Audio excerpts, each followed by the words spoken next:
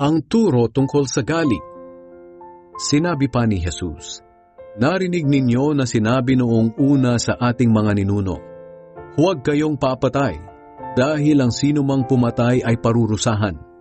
Ngunit sinasabi ko sa inyo na ang may galit sa kanyang kapatid ay parurusahan din.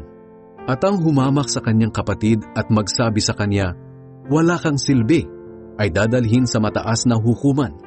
At ang sinumang magsabi ng ulol ka sa kanyang kapatid ay mapupunta sa apoy ng impyerno.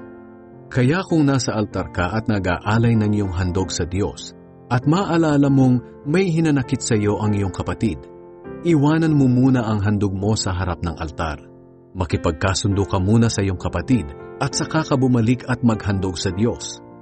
Kapag may nagdedemanda sa iyo, makipag-ayos ka kaagad sa kanya habang papunta pa lang kayo sa hukuman. Dahil kapag nasa hukuman na kayo, ibibigay kayo ng hukom sa alagad ng batas upang ipabilanggo. Tinitiyak ko sa iyo, hindi ka makakalabas ng bilangguan hanggat hindi mo nababayaran ng kabuuan ng utang mo.